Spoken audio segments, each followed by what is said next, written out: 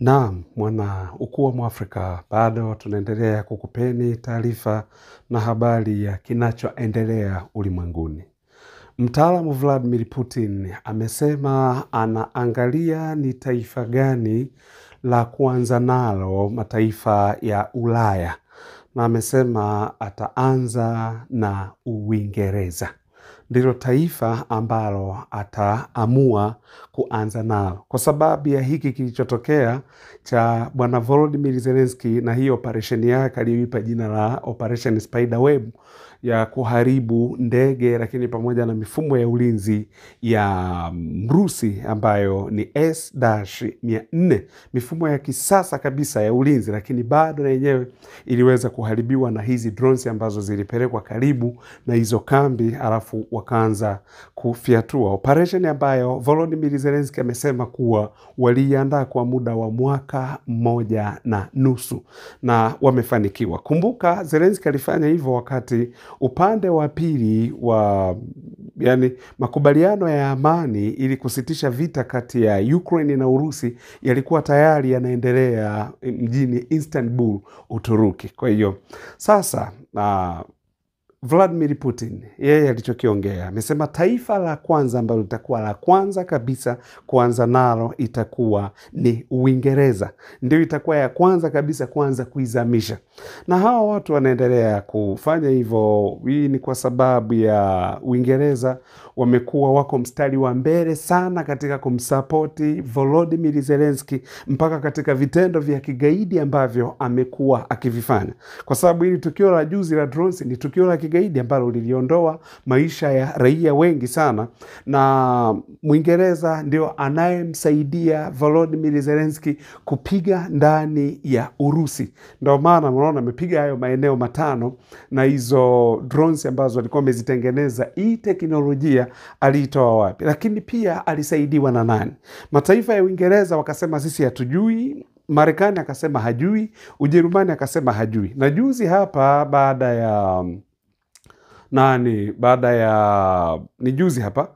ya Mjerumani kumpa mifumo ya ulinzi Zelensky ambayo waliweka pale Kiev, ndio iliweza kupangua haya makombora ya Iskander ambayo aliyapiga pale Urusi. Makombora ya Kanzari, alipiga makombora ya Kanzari ambayo hii mifumo ya ulinzi iliweza kuyapangua, lakini mengine yaliweza kuingia. Kwa hiyo sasa kwa sababu Urusi wana sera moja, kuwa huyu amenipiga, ni nani aliyemsaidia? Aliyemsaidia ni fulani. Kwa kama ni fulani aliyemsaidia, basi hamna shida. Ndio maana unaona silaha za nyuklia ikabidi Vladimir Putin azipeleke upande wa Belarus. Na Belarus ni manaka amezipeleka kuyasogelea karibu au kuisogelea karibu mipaka ya NATO, kwa sababu hawa ndio wanaomsupport. Kwa hiyo ndio maana huyu Vladimir Putin amesema kuwa atafanya hivyo na ataanza na Uingereza. Na ungeshangaa Uingereza kwa nini wafanye hivyo wakati wanajua Urusi ana matopido pale, na topido moja tu likipigwa hapo linaweza likazamisha hiyo Uingereza yote, ikazamia chini hapo kwenye kisiwa hapo ni maana likazama kwenye maji. Lakini unashangaa haya yote Waingereza ni kwa nini wanayafanya hivi? Kwa nini waendelee kusapoti vita hasa kwa wakati kama huu, na kwa nini waendelee kusapoti ugaidi ambao Volodymyr Zelensky, rais wa Ukraine, anaufanya ugaidi wa namna hii? Kwa hiyo haya yote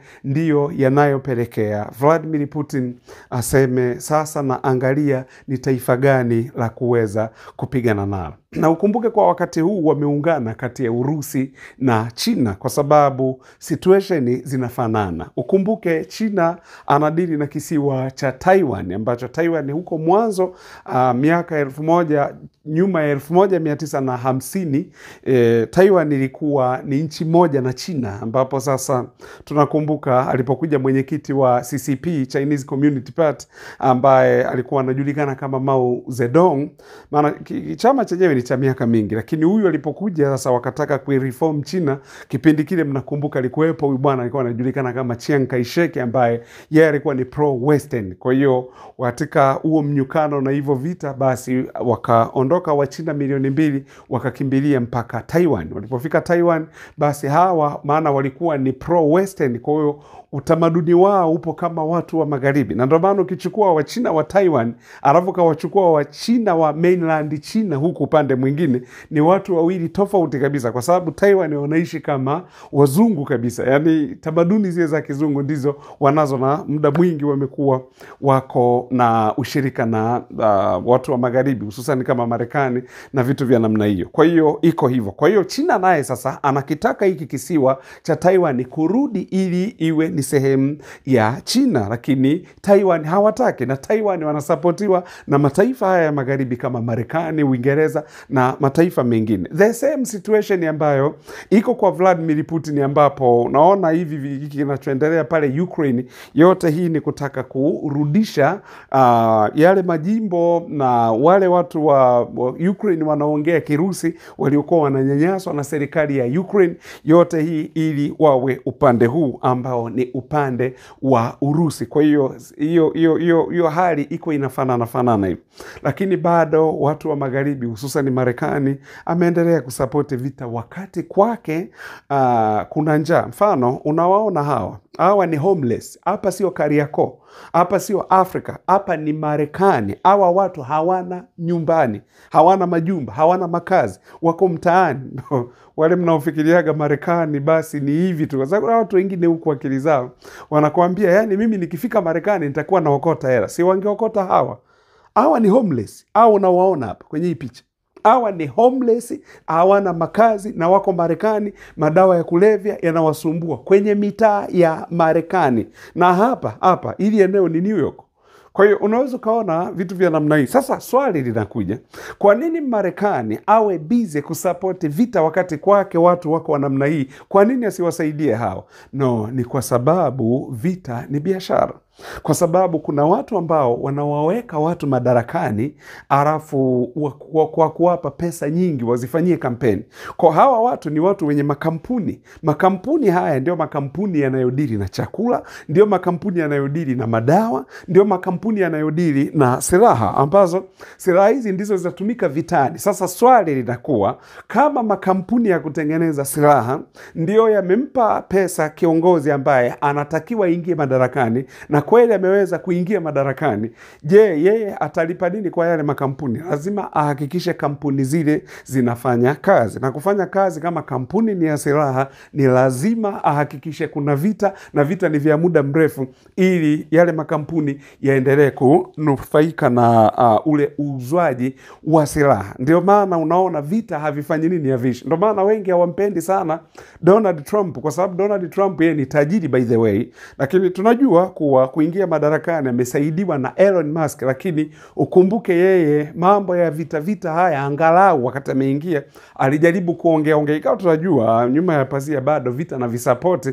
kwa sababu kuna watu, kuna cabinet ambayo inakuwa inaendesha hayo mambo. Lakini ukumbuke angalau Donald Trump, tunasema angalau, maana yeye alikuwa ni tajiri, na tajiri huyu yeye ndo hivyo tena mambo yakawa yako tofauti na utawala kama wa Joe Biden na hiki chama chao cha Democratic. Ni masikini wale ambao wanategemea matajiri ndo waje wawape pesa, na pesa hizi ndizo waendeshe kampeni, alafu kuendesha kampeni wakiingia madarakani, ukumbuke kuwa yale makampuni watayapa kipaumbele, kwa sababu vita ni biashara. Watu wanapopigana silaha zitauzwa, watu wanapopigana chakula kitauzwa, watu wanapopigana madawa yatauzwa, na misaada mbalimbali itapelekwa, ambayo ndani yake kuna namna tu ambavyo mambo yalivyo. Ndio maana unaona Marekani hasa kipindi hiki cha Joe Biden, mnakumbuka anampa silaha Israeli, anamtengea budget ya dola labda bilioni 30